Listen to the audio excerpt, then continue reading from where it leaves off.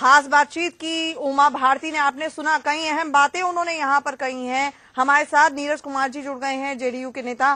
नीरज कुमार जी, सबसे पहले ये जानना चाहेंगे, उन्होंने कहा है, उमा भारती जी ने इंडिया न्यूज से खास बातचीत में कहा है कि कभी तिलक और कभी टोपी, जब मुख्यमंत्री बनना था तब तक तो ठीक था, लेकिन आज तिलक को क्यों भूल रहे हैं आप। उन्होंने ये तक कहा है कि आज वोट बैंक की राजनीति नीतीश कुमार को नहीं करनी चाहिए, सीधे सीधे आप पर आरोप लगाया। आदरणीय उमा भारती जी लगता है जैसे कि गंगा नदी के पास हरि कीर्तन कर रही हैं।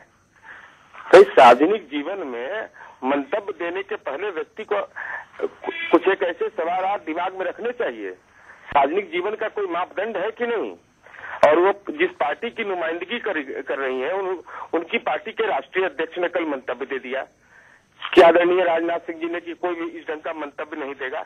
ये क्या मतलब है?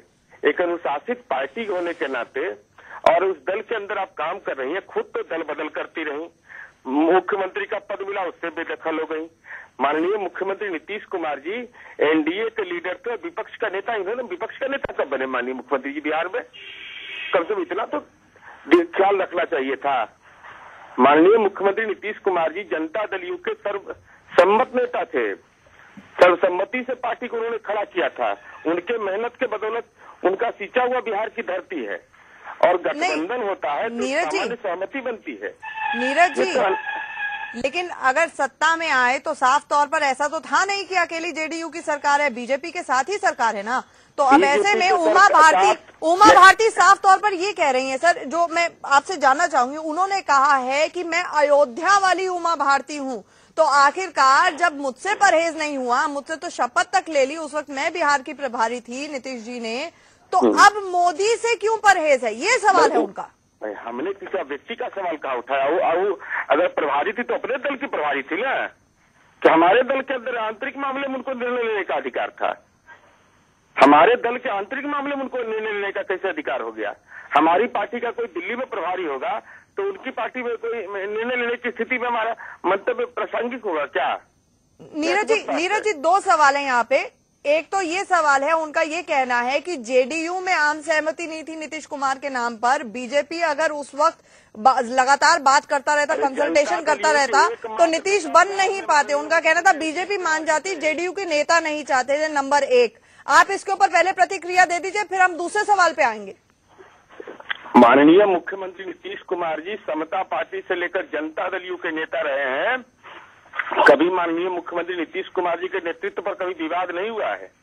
एक उदाहरण दे दीजिए, हमारे दल के बड़े बड़े नेता हमको छोड़कर गए, लेकिन जनता दल यू का प्रखंड का अध्यक्ष भी इस्तीफा उनके पक्ष में नहीं दिया।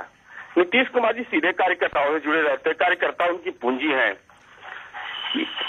जी नीरज जी, आपसे अब दूसरे सवाल पे आते हैं, जो कि बहुत अहम सवाल है।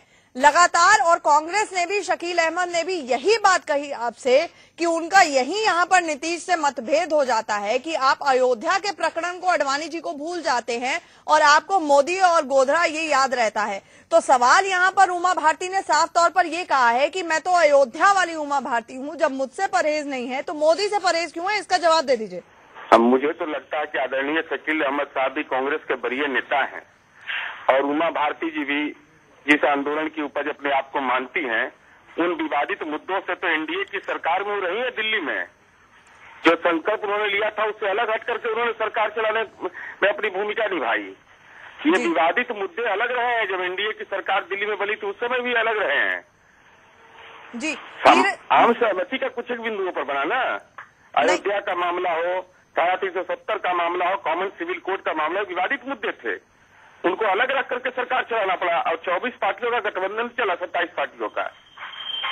जी नीरज जी, आप हमारे साथ बने रहिए। हमारे साथ दीप्ति चौरसिया, एडिटर न्यूज, जुड़ रही हैं। मैं दीप्ति के पास जाना चाहूंगी, आप सुनिएगा क्या कहना है दीप्ति का भी, सर, फिर आपकी प्रतिक्रिया लेंगे। दीप्ति, यहाँ पर साफ तौर पर आपने एक्सक्लूसिव इंटरव्यू लिया है और साफ तौर पर उमा भारती ने डंके की चोट पर कह दिया कि मैं तो अयोध्या वाली उमा भारती हूँ, जब मुझसे परहेज नहीं है तो मोदी से क्यों परहेज है, ये नीतीश बताएं और वोट बैंक की राजनीति ना करें। साफ तौर पर कह दिया कि नीतीश वोट बैंक की राजनीति कर रहे हैं। जी बिल्कुल आंचल, इसमें उमा भारती ने बहुत साफ तौर पे कह दिया है। नीतीश कुमार को नसीहत भी दी है कि वो वोट बैंक की राजनीति न करें, क्योंकि जब उनको मुख्यमंत्री बनना था तब उनको टोपी भी मंजूर थी और तिलक भी मंजूर था। और इसमें ये देखिए आंचल की उमा भारती के बयान कई मायने रखते हैं, क्योंकि टीम राजनाथ में उनको नई जगह मिली है, उपाध्यक्ष पद पर है। तो कुल मिला के इस समय जो उन्होंने बयान दिया है, वो जो नीतीश एनडीए के बीच में जो पीएम पद की उम्मीदवारी की बात चल रही है, उसमें एक नई बहस छेड़ दी है, मोदी का वेटेज और बढ़ा दिया है। और कम से कम लगातार जो जनता दल यूनाइटेड जो नीतीश कुमार के जो लगातार वार हो रहे थे मोदी पे, उसमें उन्होंने साफ कर दिया है कि अब ये वोट की राजनीति पे उतर आई है, ये पार्टी और एनडीए का साथ नहीं दे रही है, जबकि उमा भारती ने उनको वहां मुख्यमंत्री बनाया है। तो कुल मिला के वो पुराने दिन जेडीयू को याद दिलाना चाह रही कि आखिर उनकी सरकार बिहार में आई कैसे थी और उसमें बीजेपी का कितना बड़ा रोल था। और ऐसे में जो है मोदी को कम दिखाना ठीक नहीं होगा, वोट की राजनीति करना ठीक नहीं होगा।